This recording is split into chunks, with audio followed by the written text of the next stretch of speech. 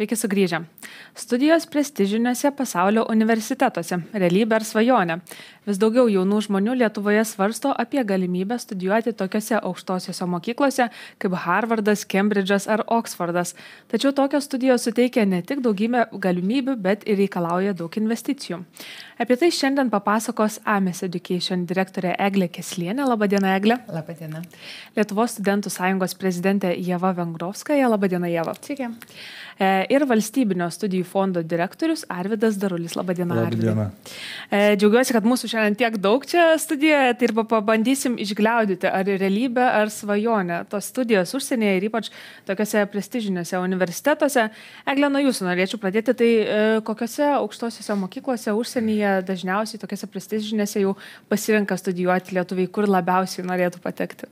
Tai žinoma, kad norėtų labiausia patekti į prestižinius universitetus ir ne tik. Ir iš principo studijos užsienyje ir toliau lieka labai populiarios. Europoje mes taip pat turime labai daug prestižinių universitetų, kurie papuola į top 50 universitetų sąrašą bendram kontekste pagal reitingus tarptautinius prestižinių universitetų geriausių. Tai ir The Times, ir QS reitingai. Žinoma, galim minėti tuos Oxbridge'o universitetus arba Ivy League JAV universitetus, bet daugiau dabar europiečiai renkasi studijas Europoje. Tai Nyderlanduose ir Amsterdamo Erasmus, Delft universitetas, Prancūzijoje Sorbonne, École Polytechnique, Sciences Po, Vokietijoje Müncheno technikos universitetas, toj pačioj Lenkijoje dabar vis populiariau rinktis ir Varšuvos ir Krokuvos universitetus. Tai universitetų pasiūla yra milžiniška. Švedijos Karolinska institutas ypatingai stiprias medicinos turi pakraipos studijas.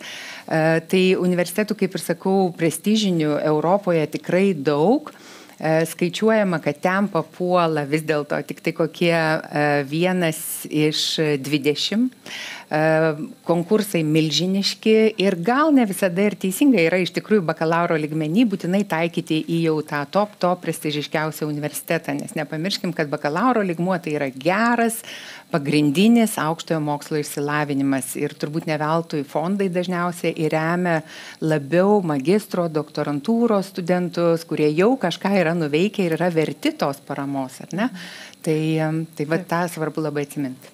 Kokios gali būti studijų kainos, to bakalauro arba magistro kaina prestižinėme universitete tiek Europoje, tiek Amerikoje? Apie kokią pinigų sumą mes čia kalbame? Labai skiriasi šalis, tikrai taip sunku apibendrinti. Aš gal pradėsiu nuo Europos, kad Europoje, žinoma, išlošia tie, kurie moka kitas vakarų Europos kalbas, tai galima mokytis nemokamai, toj pačioj Švedijoje, Vokietijoje, Lenkijoje, Prancūzijoje.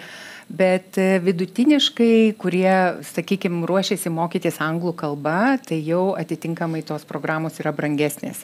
Sakyčiau, kad nemokamai siūlo daugiausia valstybiniai universitetai, tie prestižiniai universitetai, kuriuos įstoti labai sunku.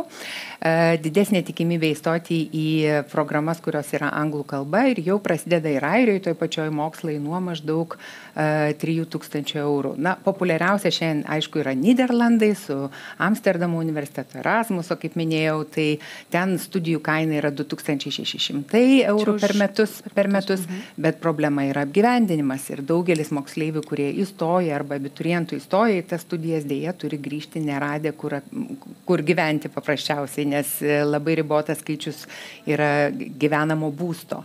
Tad kalbant apie prestižinius universitetus, neužtenka tik tai turėti omeny prestižinį universitetą. Būtinai rekomenduojame visada įvertinti savo finansinės galimybės, kalbos barjerą ir apskritai, kodėl ta programa reikalinga, ar ne, kodėl jinai būtent bus geriau, sakykime, Nyderlanduose ar Prancūzijoje, o ne Lietuvoje. Tai tuos argumentus labai reikia gerai žinoti. O Amerikoje kaip studijų kainos ir tas pats pragyvenimas, matyt, tai dar labai prisideda. Amerikoje, iš tikrųjų, Jungtinėse Amerikos valstijose kainos gali svyruoti ir nuo 40 iki 80 tūkstančių dolerių per metus. Tai paprastai šitą kainą įeina ir apgyvendinimo kaina, ir mokslo, net ir patekus į Harvardo arba ten kažkurį kitą Brauno universitetą JAV, dėja gali gauti studentas pasiūlymą susimokėti pilną kainą. Tai kas iš to prestižo tokiu atveju. O dėl apgyvenimo tai paprasta labai skaičiuoti. Aš visada sakau, kad studentai turi skaičiuoti taip, kad reikės maždaug apie 1000 eurų per mėnesį tų pinigų, kurioje šalyje būsi. Nesvarbu, ar tu būsi euro zonoje, ar tu būsi dolerių zonoje, kokio bebūtum, apie 1000 pinigų tikrai reikės, nes nuo 3 iki 600 kainuoja paprastai būstas, tada susisiekimas, maistas, laboratoriniai mokesčiai, įvairiausi vadovėliai. Tai vis dėlto apie 1000 kainuoja. Ne veltui dar, atsiprašau, populiarėja nuotoliniai mokslai, hibridiniai, nes vis dėlto tuomet studentai lieka pas tėvus gyventi. Tai įsivaizduokit, kiek sutaupo. Ieva, kodėl studentai, kodėl Lietuvos abiturientai nori mokytis užsienyje? Kuo skiriasi studijų kokybė, apskritai studijos Lietuvoje ir užsienyje? Mes matom, kad nėra taip, kad kažkoks būtent sluoksnis studentų rinktųsi studijas užsienyje. Dažniausiai tai yra, jeigu mes stereotipiškai galvom, kad tai renkasi tik tais patys šimtukininkai, tie, kurie tikrai baigia aukščiausiais įvertinimais, tai ne visada.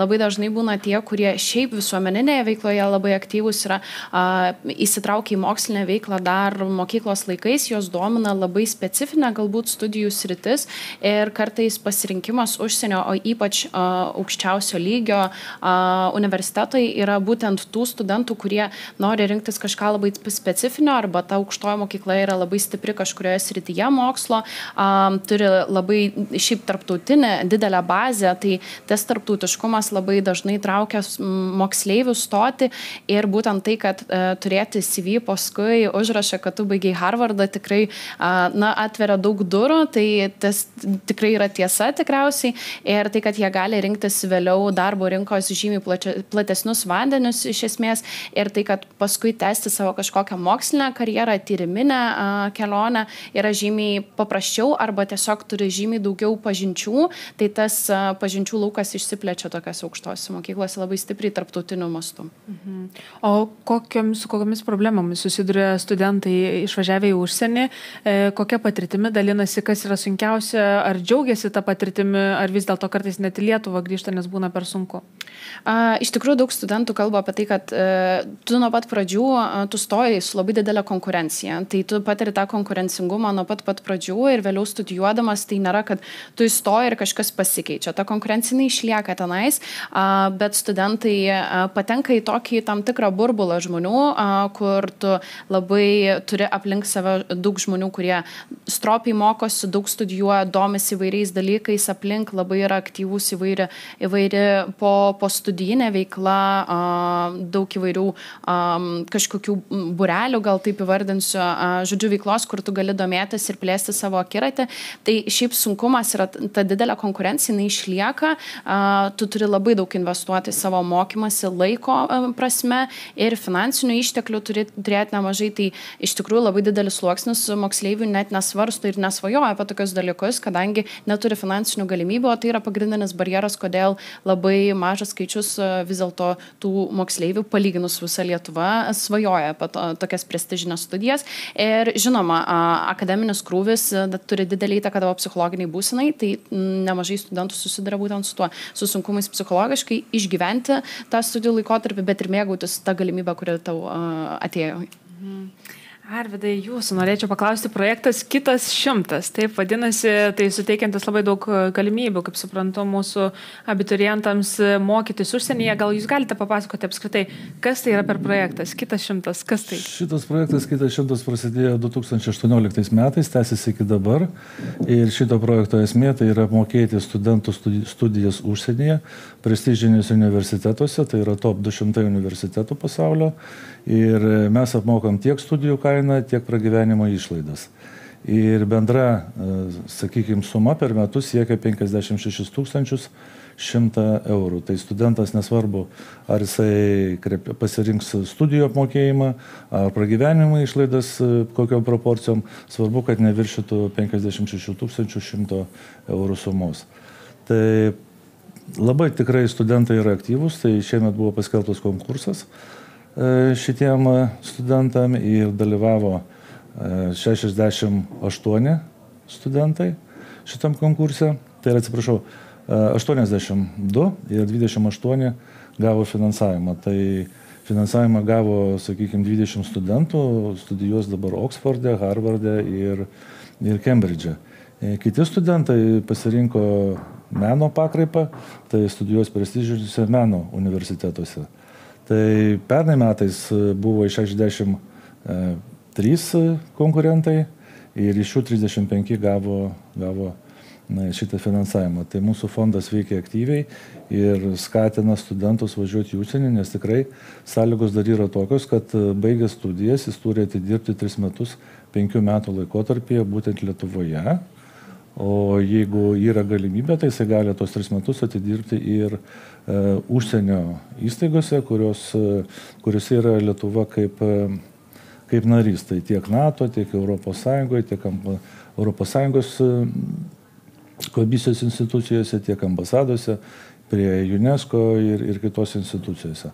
Tai nuo viso projekto pradžios 155 studentai gavo finansavimą, 99 studentai jau baigė studijas, 18 jau baigė savo įsipareigojimus, atidirbo 3 metus Lietuvoje ir šiuo metu 42 studentai Lietuvoje atidirbinėja tos 3 metus. Tai, sakykime, grįžtamumas tikrai yra labai didelis, daugiau apie 50%, kiti studentai pasirenka dar studijas arba kažkur tai dirba užsienio institucijose. Tai grįžtamumas yra didelis ir jie tikrai atvažiavę čia dirba tiek valstybinėse institucijose, tiek privačiuose ir atneša tą know-how, tas žinias, tą supratimą, tą kultūrą, sakykime, gerąją į Lietuvą ir čia pasidalina savo žiniomis. Gaila, kad šiandien negalėjau dalyvauti kitas 100 taip pat dalyvė, būtų labai įdomu paklausyti jos nuomonės, tai mes tikrai už tai ir darom, sakykime, skatinam aktyviau dalyvauti studentus, nes tokie prestižiniai universitetai yra tikrai garbė studentam tai juose studijuoti. Taip. Kokius reikalavimus, pagal ką jūs atrenkate kandidatus, kurie gali gauti šitą stipendiją? Yra aprašas, aš jo nevardinsiu, jisai tikrai labai yra netrumpas su reikalavimus, tai studentas turi pateikti tiek savo CV, tiek motyvacinį laišką, tiek pagrysti, kodėl jisai nori ten važiuoti, ką jisai ruošiasi baigęs daryti ir taip toliau. Tai yra komisija sudaryta iš Švietimo ministerijos atstovų, Valstybinio studijų fondo atstovų, visuomeninių organizacijų, studentų organizacijų taip pat. Ir ta komisija atrenka kandidatus, sustato į eilę ir komisija skiria balus, atrenkama, sakykime, tie studentai, kurie gali gauti finansavimą ir tada teikiami fondui pasirašyti jų finansavimą. Tai vat kaip tik baigėsi konkursas ir neužilgo kelių dienų bėgyje bus pasirašyti šitie 28, sakykime, finansavimo susitarimai. Na, Ieva, dar trumpai, ką jūs patartumėte dabartiniams mokiniams, būsimiems abiturientams, jeigu jie galvoja apie studijas užsienyje, galvoja, bet nedrįsta, galvoja, kad galbūt nepateks, kaip jiems išdrįsti ir ką apskritai gal reikėtų jau nuo mokyklos laikų pradėti daryti, kad turėtų tokią galimybę? Tikriausiai gal pirmiausia suprasti, kam to reikia, iš kur kyla tas noras studijuoti užsienyje, ar tai yra tarptautinės tiesiog patirties noras, nes tikrai Lietuvos universitetai, kolegijos suteikia labai daug galimybių išbandyti tos tarptautinės patirties įgauti per Erasmus projektus ir panašiai. Jeigu tai yra iš tikrųjų todėl, kad, nežinau, ar nėra tokios studijų programos Lietuvoje ir domisi būtent kažkuria sritimi, arba galbūt tai yra specifinės sritis, kurioje norisi aukštumų, nežinau, studijuoti filmus Holivude, ar ne? Čia taip labai specifiškai, bet žodžiu, tai tada galbūt tai ir yra ateitis tavo studijuoti tokioje aukštoje mokykloje, tačiau pasiruošimas, manau, neturėtų įvykti, net iš tikrųjų techniškai dokumentus supildyti, tau neužteks kažkaip 12 klasėje susigriebti paskutiniais mėnesiais, kad noriu studijuoti ir to pasiruošimo reikia žymiai iš anksčiau. Tai man atrodo, kad tokie moksleiviai, jie jau gimnazijos 1 klasėse pradeda galvoti, galbūt tėvų skatiname ir panašiai.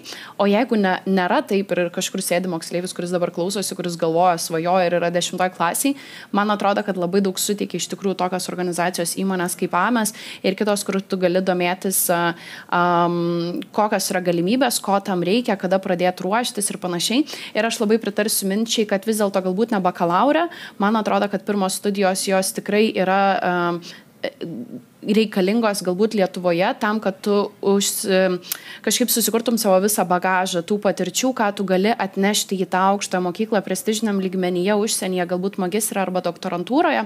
Bet jeigu bakalauras, tai aš manau, kad to pasiruošimo reikėtų dar mokyklos ankstyvaisiais laikais ir vis dėlto ne tik šimtukininkai kuria tą pasaulį, tai labai skatinu moksleivius ne tik mokytis, bet ir plėsti savo akiratį ir veikti daug veiklų aplink, nes tai ir sukuria tave, tavo CV ir kuria tau ateities tavo kelią.